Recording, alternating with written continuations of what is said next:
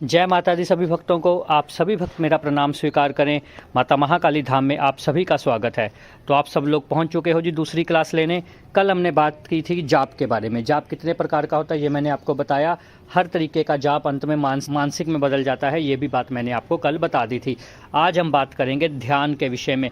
बहुत सारे लोगों को पता ही नहीं चलता कि ध्यान कैसे करें, किस प्रकार करें। अलग अलग गुरुओं से दीक्षा लेते हैं, अलग अलग वीडियोज़ देखते हैं, भटकते रहते हैं इधर उधर, और फिर अंत में जाकर समझ में आती है कि ये सब कुछ नहीं है, फ्रॉड है, धोखा है, कुछ नहीं होता। तो ये बात याद रखिए। ध्यान के अनुभव आज मैं आपको बताऊंगा, कुछ ऐसे गुप्त जो आपके साथ हो रहे होंगे पर आपको पता नहीं चल रहा होगा कि ये क्या हो रहा है मेरे साथ, इसका क्या मंतव्य है। तो अब आप समझिए ध्यान किस प्रकार करते हैं। कुछ नहीं है, सीधा रिलैक्स होकर बैठना है। सबसे पहले तो जाप करना है भाई, मेहनत करनी है, शरीर टूटा हुआ होना चाहिए। आधा घंटा कम से कम जाप कीजिए आप। पहले तो आधा घंटा एक आसन पर बैठकर जाप कीजिए। फिर उसके बाद जब जाप मानसिक हो जाए अपने आप ही आंखें बंद कीजिए। जाप और ध्यान दोनों अलग अलग करने हैं, इकट्ठे करने की कोशिश मत कीजिएगा। इकट्ठे हो भी नहीं सकते क्योंकि भटकता रहेगा मन। तो इसलिए जाप और ध्यान अलग अलग कीजिए। ध्यान जब करना है तो बिल्कुल शांत हो जाइए, एकदम चित्त होकर बैठ जाइए और मन में भगवान का स्मरण करते रहिए। अपनी आंखों के आगे उनकी तस्वीर लेकर आइए और कोशिश करनी है आपने, बिल्कुल सटीक देखना है कि ध्यान में आंखें बंद करने से पहले देवता के स्वरूप को देखते जाना है। देवता के स्वरूप को देखते देखते अपनी आंखें बंद करनी है और अपना पूरा जो ध्यान है सांसों पर नहीं, किसी जगह पर नहीं, सिर्फ अपने आज्ञा चक्र पर, जहाँ पर आप बिंदी लगाते हैं वहाँ पर आपने, जहाँ पर तिलक लगता है वहाँ पर आपने अपना ध्यान लेकर जाना है। बस उसी चीज़ को देखते रहना है। काला घुप अंधेरा होगा, कुछ नहीं नज़र आ रहा होगा, कोई परेशानी नहीं लेनी, बस उसको देखना है। जब आंखें दर्द करने लग जाए, जब लगे, चाहे 1 मिनट में हो जाए, 2 मिनट में हो जाए, जब लगे कि अब नहीं बैठा जा रहा, आंखें खोल लेनी है, उठ जाना है। ये समय धीरे धीरे बढ़ेगा। जिस दिन आप 10 से 12 मिनट इस प्रकार बैठना शुरू हो गए, 15 मिनट बैठना शुरू हो गए, जब आप बिल्कुल ऊपर देख रहे हो और आपकी आंखों में दर्द नहीं हो रहा, तो आप समझिए आपका कुछ सेकंड का ध्यान लगना शुरू हो गया है। ये बात मेरी याद रखिएगा, ये बात मेरी मान के रखिएगा। इसके बाद ध्यान में अनुभव कैसे होते हैं। ध्यान में जब आपको अनुभव होंगे तो सबसे पहले जो काला घेरा है वो रोशनी में बदलेगा। जो आपकी आंखों पर काला घेरा नज़र आ रहा है वो धीरे धीरे रोशनी में बदलेगा और आपको कई बार महसूस होगा कि आपकी रीढ़ की हड्डी से ऊपर को चलकर कुछ आ रहा है। वो होता है कुंडलिनी का उठना। वो लंबा प्रोसेस है, वो धीरे धीरे होता है। जब आप जाप करते रहते हो लगातार, काफ़ी समय आपको जाप करते हो जाता है, पर उसकी तरफ भी ध्यान नहीं देना। कोशिश यही रखनी है कि वो रीढ़ की हड्डी से ऊपर को आ रहा है, वो चलता जा रहा है। आप बस अपनी आज्ञा चक्र पर ध्यान रखिए। जो मर्जी हो रहा है शरीर में, आपको कोई चिंता करने की ज़रूरत नहीं है। भगवान का नाम लेकर बैठे हो, शून्य ध्यान नहीं करना, एकदम मंत्र जाप के साथ उसके बाद ही जाना है। त्राटक आपकी इच्छा है, करना चाहते हो तो कर लो, इसके काफ़ी लाभ है, पर कई बार परेशानी हो जाती है। त्राटक से आंखों को परेशानी हो जाती है, तो इसलिए वो आपकी इच्छा है। अगर आप ठीक कर रहे हो, क्योंकि आजकल आंखों की प्रॉब्लम सबको हो चुकी है, चश्मा सबको लगा है, तो उनके लिए त्राटक थोड़ी प्रॉब्लम हो जाती है। तो त्राटक आप नहीं भी करो कोई बात नहीं है, पर अपना मेडिटेशन, अपनी ध्यान साधना जरूर करो। और मेडिटेशन में जो भी आपको विचार आए, क्योंकि विचार तो आएंगे शुरुआत में, आगे जाकर भी आएंगे, जब आप मूल तक पहुंच भी जाओगे तो भी विचार आने बंद नहीं होंगे, बस फिर विचार थोड़े शुद्ध हो जाएंगे।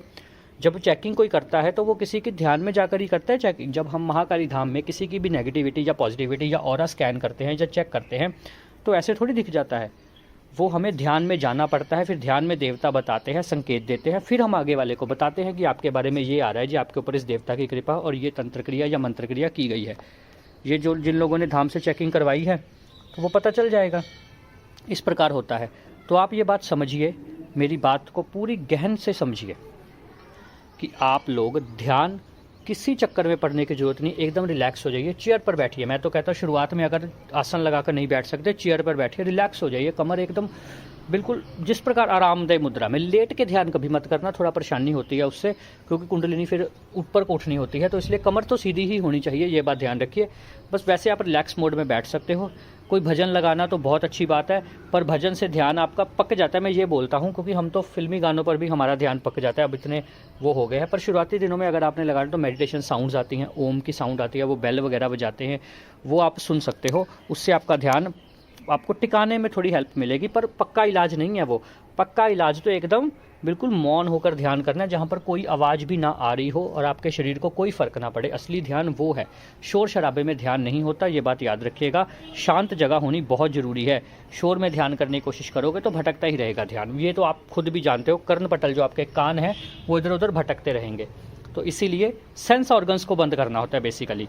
5 जो इंद्रियाँ हैं हमारी, ज्ञान इंद्रियों को खोलना है, जो 5 ज्ञान इंद्रियाँ हैं, और 5 जो दूसरी शरीर की जनन इंद्रियां या जो भी आप बोल सकते हो सेंस ऑर्गन्स, उसको आपने बंद करना होता है। टच बंद करनी है, आंखें बंद करनी है, ईयर बंद करने हैं, नोज़ बंद करना है, ये सब चीज़ें जो पता ही है सबको, बेसिक चीज़ है ये।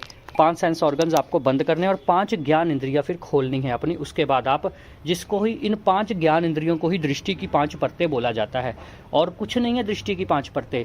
ये 5 ज्ञान इंद्रियां ही आपकी जो भाव, आत्म, ये वाली दृष्टि की परतें आगे खोलती हैं। तो यही होता है सब कुछ। इतना मूल कोई बहुत बड़ा विज्ञान नहीं है, बस साधक को सही दिशा की ज़रूरत है। बस साधक भटक गए हैं आजकल के, और कुछ नहीं हुआ है। भटक गए हैं, अलग अलग जगह जा जा के, अलग अलग दिशा में घूम घूम के, बस और कुछ परेशानी नहीं आ रही है।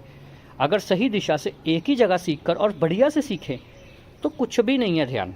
बस एकदम आराम से बैठिए, ध्यान लगाइए। अगले पार्ट में मैं कुंडलिनी का सफ़र शुरू करूंगा। जीरो से आपको हीरो तक मैं लिखकर, थंबनेल में लिखा है, जीरो से हीरो तक लेकर जाऊंगा। बस जिस प्रकार मैं बताता हूँ वैसे करते रहिए। और कोई भी सवाल हो तो कमेंट में पूछ सकते हैं। पिछली वीडियो पर भी कमेंट बहुत कम आए हैं, मैं आपसे बता रहा हूँ। अगर सुनते हो पूरा तो कमेंट ज़रूर किया करो, लाइक ज़रूर किया करो, ताकि और भी लोगों तक पहुँच सके, और शेयर ज़रूर किया करो ताकि ज्ञान को बढ़ाया जाए। जितना आपका पुण्य कर्म होगा वो भी आपके फल में जुड़ता है, कर्म फल में जुड़ता है।